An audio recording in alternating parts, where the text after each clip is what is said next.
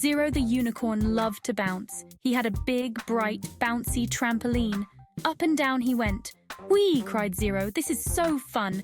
He wiggled his sparkly horn. He swished his fluffy tail. Bouncing was the best. Zero bounced higher and higher. Suddenly he heard a voice. "Do you want to bounce with me?" asked Zero. "I would love to," said the frog. Zero climbed down from the trampoline. "Hello," said Zero politely. "My name is Zero. What's your name?"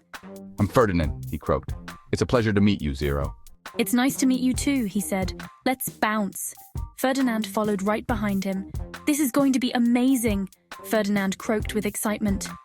And so Zero and Ferdinand began their bouncing adventure together. Zero and Ferdinand bounced together. Bowing, bowing, bowing, they laughed and giggled. Suddenly a tiny voice squeaked, "Excuse me." Zero and Ferdinand stopped bouncing. A very small creature hid behind a mushroom. "Hello," said Zero. "Do you want to bounce with us?" "Oh, no, thank you," it squeaked. "I'm too shy." Zero and Ferdinand watched as the shy creature disappeared. Zero and Ferdinand bounced for a long time, but the sun was setting. It was time for Zero to go home. "Bye, Ferdinand," called Zero. "I had so much fun." "Me too," croaked Ferdinand. "See you tomorrow?" "Definitely," shouted Zero. Zero trotted through the forest, happy. Soon, he came to another clearing.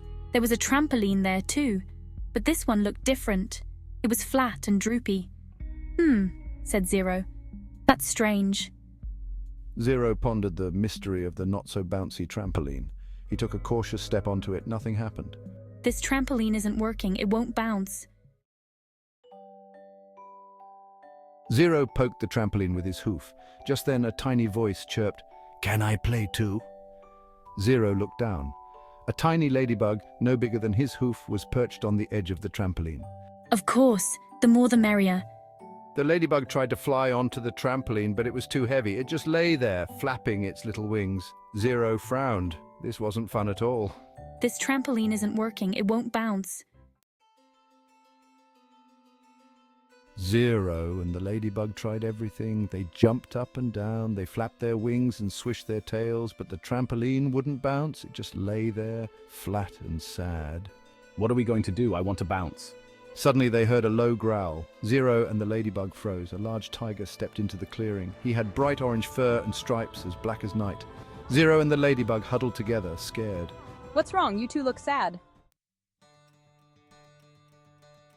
Zero explained their problem to the tiger. "This trampoline won't bounce. We want to play, but it's no fun at all." The tiger listened patiently. The tiger bent down and examined the trampoline. He poked and prodded it with his big paws. "I see. Well, you've come to the right place. I know just what to do." Aha! I found the problem. This trampoline needs more friends. Zero and the ladybug were confused. How could more friends help? But the tiger just winked. He roared loudly, a sound that shook the trees. Soon the clearing was full of animals, trust me. There were monkeys and squirrels, rabbits and birds. The tiger explained about the flat trampoline. We need your help. Let's show this trampoline how much fun it is to have friends. All the animals gathered around the trampoline. Even the shy blue creature peeked out from behind a tree. They took each other's hands, hooves and paws. Then they started to jump. The trampoline still didn't bounce, but they didn't care. They were having too much fun. They laughed and played, spinning and twirling. The clearing echoed with happy sounds. What's going on here? This is too much noise. The animals stopped playing and looked sheepishly at the ground. Zero recognized the unicorn. It was Officer Sparkle, the forest police unicorn. Officer Sparkle shook his head. Don't you know it's important to rest? You've been playing all day. You should be inside watching informative documentaries. Excuse me, Officer Sparkle, but I think you're mistaken. A small, sparkly figure floated down from the sky. It was Elara, the forest elf known for her magical fixes. Elara landed gracefully on the edge of the flat trampoline. She smiled at the animals, her eyes twinkling with mischief. Playing with friends is never a waste of time, but rules. Now go on and have fun.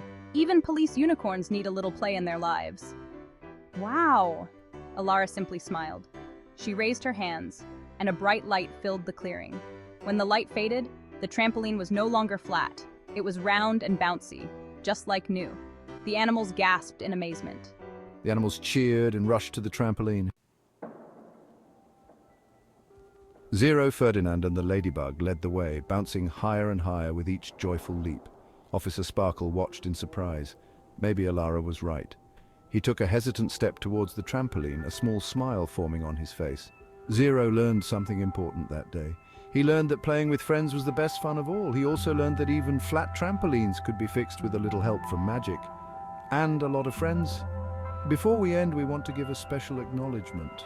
This delightful story was created by the imaginative mind of Zema Metkel. Thank you, Zema, for bringing us on this magical adventure with Zero and friends.